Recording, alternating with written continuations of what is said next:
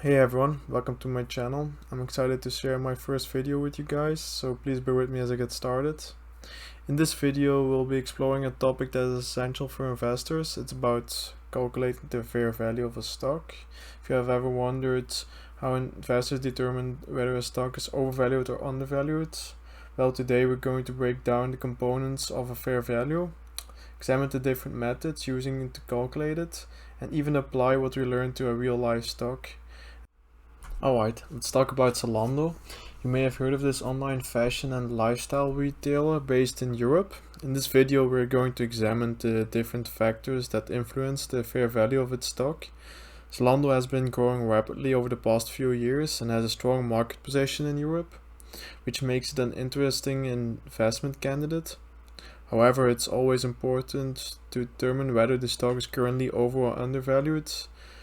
We'll be looking at Zalando's financials such as revenue growth, profitability, and this will help us to determine its fair value. So if you're interested in investing in Zalando, or you just want to learn more about evaluating stocks, stick around. Here you can see the different parameters of the stock. As you can see, it's currently listed as at 33 euros. It currently doesn't pay out dividend, nor has it been doing over the last few years. The market cap is very high for retail store. This makes it one of the largest retail stores in Europe. It also has a large P/E ratio and a small earnings per share. This could indicate that it's heavily overvalued, or it could be a short-term problem.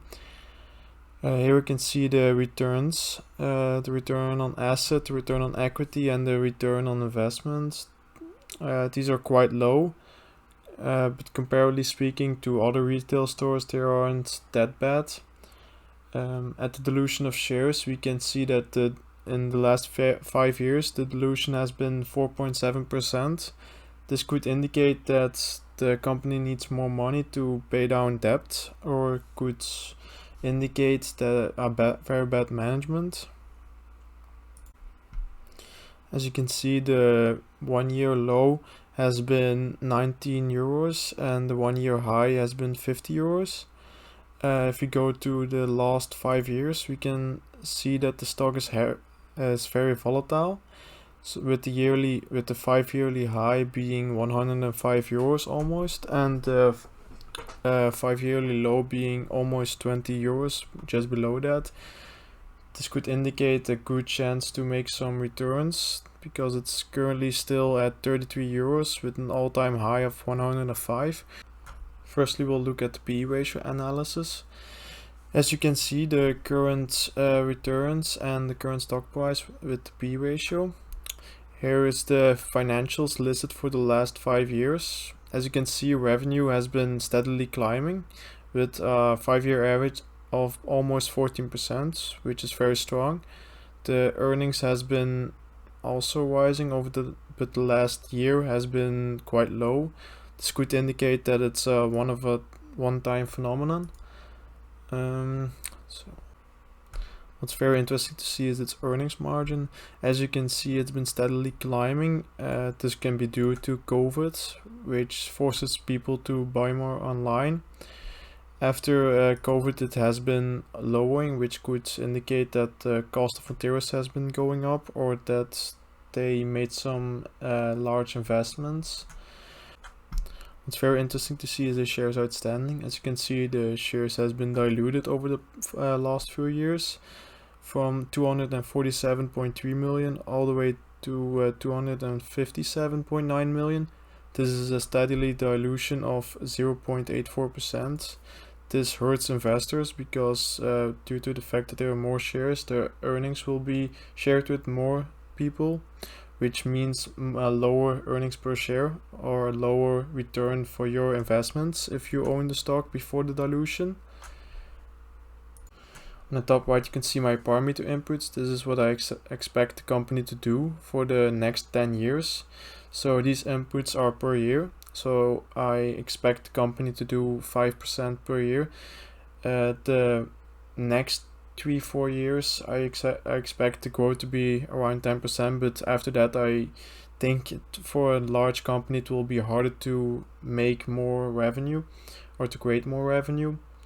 I expect their net margin to increase from their 5-year average because I saw their averages on COVID, and I'm hoping that they can somewhat maintain that or go back to those kind of levels. And as the company gets larger, I expect the company to be more efficient. For a P/E ratio, I use the normal median P/E ratio of 15. 15 is a P/E ratio that is normal for a non-heavily growth company in Europe. So this is what I'm willing to pay for it. The shares outstanding, I expect the company to maybe dilute some shares and also after some years buy back some shares.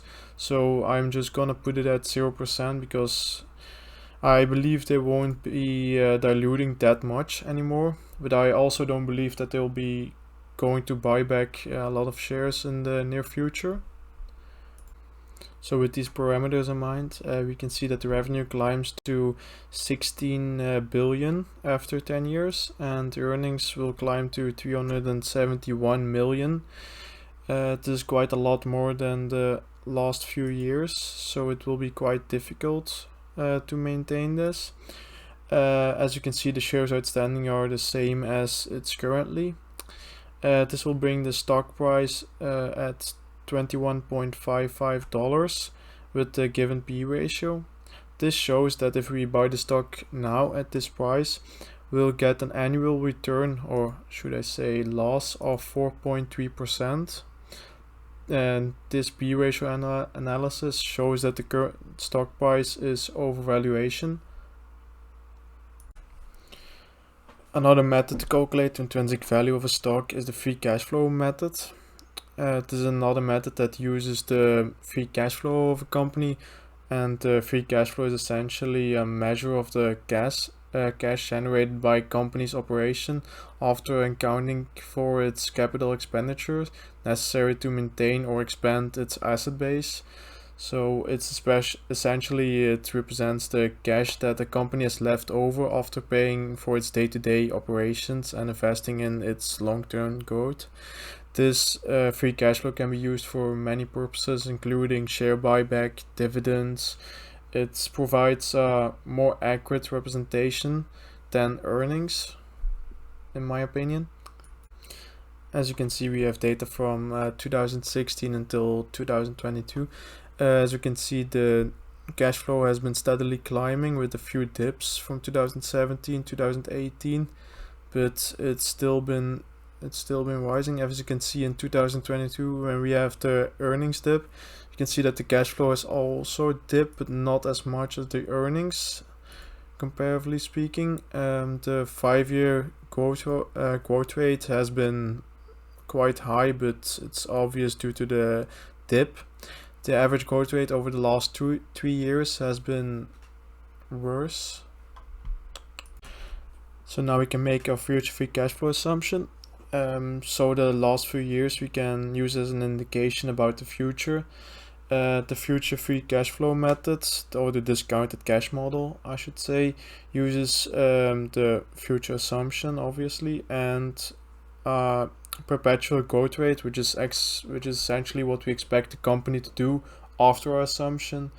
Here I put 2.5%. It's almost same as inflation. I expect the company to, after this, just grow the same. And the discount rate. The discount rate is essentially the rate at which the future cash flows are discounted to the present values. So this is the higher this is, the lower the present values are. So now we can input our expected growth rate. I expect the company to do an annual growth rate of 5%. This will mean that their free cash flow will grow every year for 5%. I also always implement a margin of safety of about 20% to ensure that we get a stock that is a little bit more undervalued than our inputs will allow. The starting amount is 303 million. euros. This is the average of the last 3 years. So using this, we can also we can see that the sum of the future free cash flows are 4,663. This is in millions, so it's 4.6 billion, I should say. Here I also used the cash and cash equivalent. This is the cash and the cash equivalents that the company has on its balance sheet. So it means the cash and the short-term bonds that the company owns, and also their total debt. This is the debt that a company owns to different institutions and it has to pay back, including long-term and short-term debt. So this equity value is actually the value that the company is worth. As you can see, using the shares outstanding, which is 263 million, we can see that the discounted free cash flow price before our margin of safety is 18.9 euros, and after our margin of safety, which I always should assume, which I always include to ensure extra safety and to ensure that we get a little bit higher return, or at least a little bit more safety, is 15.13 euros, which is less than half of the current company stock price. After this, our final value indication could be the grams valuation. This uses the original gram valuation formula and the gram revised valuation formula. Here we include the earnings per share for both formulas, and yes, the estimated long-term growth. The estimated long-term growth, we can easily get this from Yahoo Finance under the analysis part. As you can see here, it's about 17 to 18%.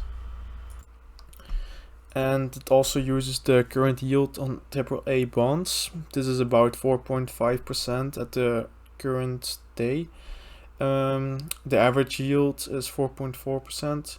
So these formulas could indicate that the value is currently about 2.59 or 1.46 euros. But obviously, as we saw earlier in the earnings analysis, we can see that the earnings for the last few quarters or this year has been quite low. As you can see, it's almost tenfold as small, so we can assume that this is a fluke year. And if we assume this, we can adjust our formula. So these prices indicate that the stock is currently heavily undervalued, but due to the low earnings per share for this year, we can adjust this a little bit to be more accurate. As we can see, as we can go to the earnings, we can see that it has a 5-year average of 125, which is about 8 times as large as the current. So it's not really an accurate representation, but I can adjust this, and even still, it indicates that the price is heavily overvalued. So after all these different kind of methods, I can honestly say that the company, for me personally, is too overvalued at the moment, or that their earnings aren't quite that stable enough or high enough for me to have an interest in the company. I would honestly say do your own research. Maybe the company has some other sides to it which make it more interesting or could ensure a higher return on investment, but honestly for me, I'm gonna leave it like this. And if you have some questions or you want me to look at another company, you can always text me in the comment section or ask me about something. Thanks for listening. Have a great night.